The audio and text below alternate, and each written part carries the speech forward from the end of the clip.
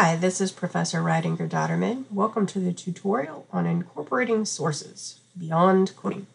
I don't know exactly why I call it that because this also will talk about quoting, but it will talk about other possibilities for using sources in your paper. The first thing I want to discuss is using sources wisely. It's very important to know that sources should be in service to your ideas. They're not a substitute for them.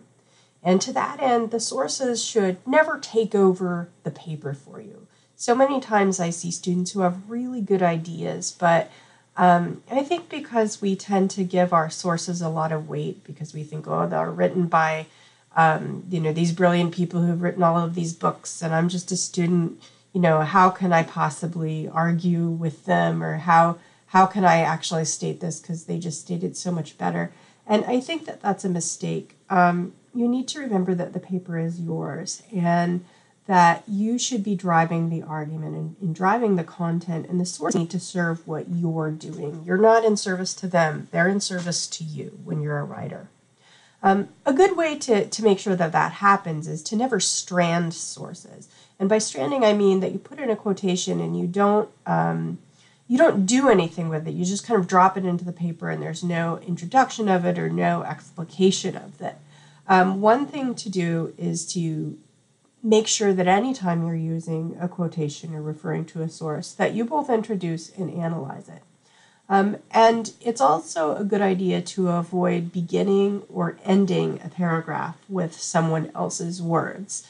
It's fine to use quotations, but you really need to maintain control over the rhetorical structure of your paper. So don't give that up by letting them begin a paragraph or end a paragraph. You begin with your topic sentence, you end with the final emphasis of the paragraph, and their material needs to go in the middle.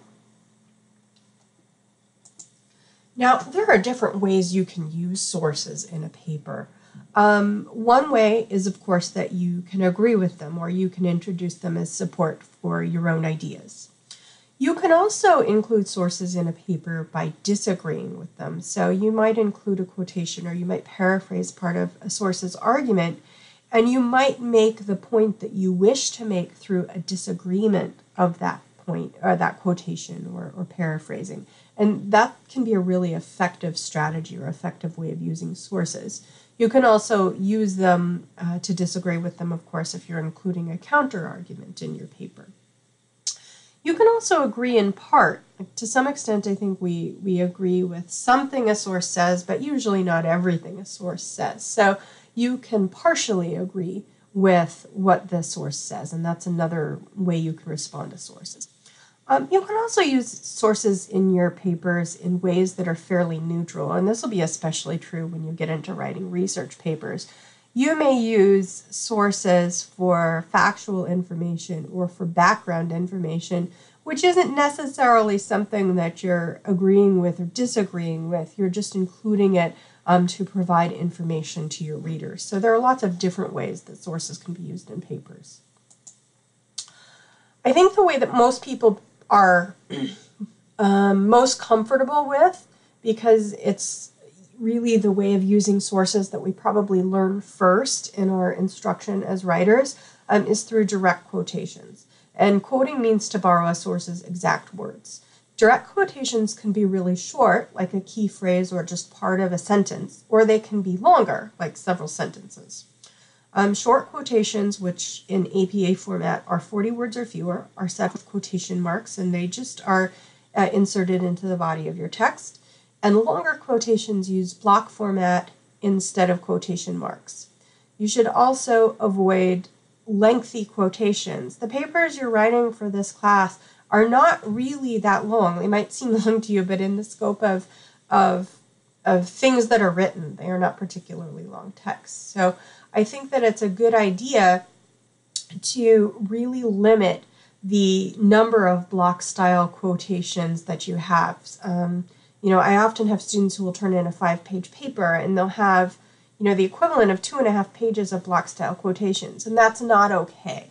The primary text should be produced by you, and quotations can supplement, but generally your use of sources should try to steer more toward paraphrasing.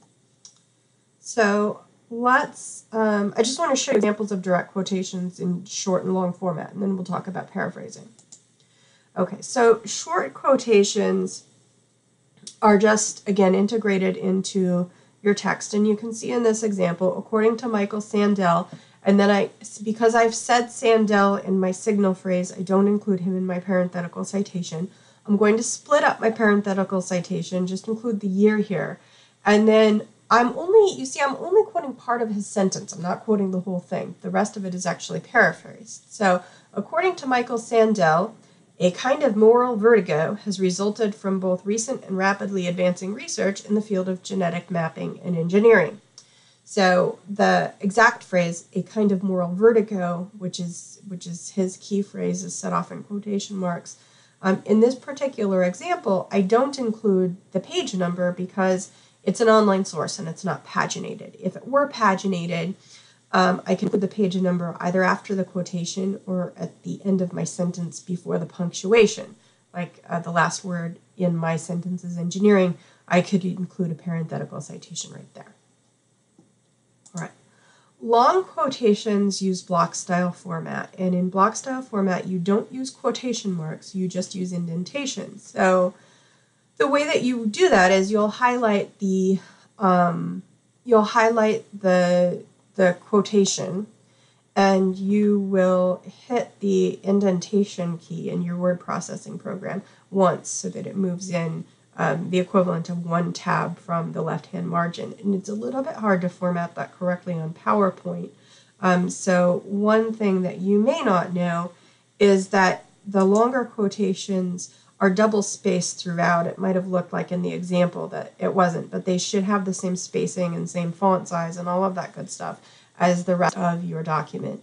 And you should include the page number if the source is paginated after the last line of the quotation. So like if this was my quotation, it happened to be paginated, I would go here after the word achievements, and I would write achievements, period, and then parenthesis, P period, 62, parenthesis.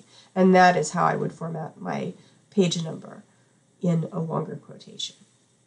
Okay, so let's talk about paraphrasing now. Paraphrasing means stating a source's ideas in your own words. And that can be really tough because both the word choice and the sentence structure must be dramatically different from the original. It's not like, I don't know if you ever played Mad Libs when you were a kid, but in Mad Libs, they would give you the basic sentence and then they would have a few words that you would fill in that you could fill in with anything. They would tell you need an adjective or you need a noun, and you just kind of put something in there. So it's not like you're playing Mad Libs and that you're just switching a few words around. It actually needs to be really different in terms of the way that it's constructed. And that takes a little bit of practice. The last thing that I want to tell you before talking about effective ways of paraphrasing is that you can blend paraphrasing with direct quotations. So say you're putting something mostly into your own words, but there's a key phrase like, for the example I gave you earlier, kind of moral dilemma. Kind of moral vertigo, which was Sandel's phrase. That's a phrase that's really hard to put into your own words. So maybe you want to put quotation marks around a key phrase like that and then paraphrase the rest of the passage that you're dealing with. And I think that it's okay to mix those strategies. So here are some tips for effective paraphrasing. You kind of follow these steps, and I think it does the trick usually, unless you happen to be blessed with a photographic memory. It will do the trick of moving you far enough away from the text that you can really get it into your own words. So the first thing you should do is read the passage really carefully, and then get rid of it. Put it away. Close the book, exit the text, however you're reading, and do not look at it while you are trying to write the paraphrased passage. That will mess you up. So have it out of sight. Don't have it in front of you while you're trying to paraphrase, or else you're kind of dooming yourself. The second thing you should do is practice saying back what the source says. So you can pretend you're telling another person, or better yet, tell another person if you have somebody nearby, or you can call somebody up, what the passage was about. Like, hey, I just read this passage and, it was really interesting. The author said that this was what was happening in this particular circumstance, and this was kind of the key idea. Okay. Then, after you've kind of gotten your head around what you think the source is saying, write a paraphrased version of this passage. Still, you should not be looking at the text, so make sure you haven't taken it out yet. At this point, do be sure that you provide a citation for the material, because even if it's in your own words, you still need a citation to credit the author's ideas. When you are paraphrasing, you still need that parenthetical citation. And then the last thing you need to do is go back to the text at this point, look at the original, and then look at your paraphrased version. And you're going to check for two things. One thing you're going to check for is accuracy. You're going to make sure that you really did get that main idea right. The other thing you're going to do is make sure that you don't have any examples of unintended plagiarism. In other words, you want to make sure you didn't remember the original better than you thought you did. You're going to make sure that it's still far enough away from the original text in terms of the word choice and sentence structure you utilized. And I think if you follow those steps, it can be a really effective way of helping you get those ideas into your own words. And paraphrasing is really superior to quotation, I think, in a couple of respects. One is it makes the text, it makes your essay your own. It really helps you maintain rhetorical control over the discussion. The other thing that paraphrasing shows, because it's a difficult skill, is it shows that you have really understood the material. I think it's one thing to put a quotation in there and maybe you're not even exactly sure what it says, but you think, yeah, this is probably right. You can't do that with paraphrasing. You can't kind of phone it in. So when you paraphrase, you have to demonstrate that you have done the work of understanding the text and really understanding what the main idea is and really making it your own. And that makes paraphrasing really difficult, but it also makes it, I think, one of the most effective ways of incorporating sources into your writing. So that's it. That is the tutorial on incorporating sources into your paper.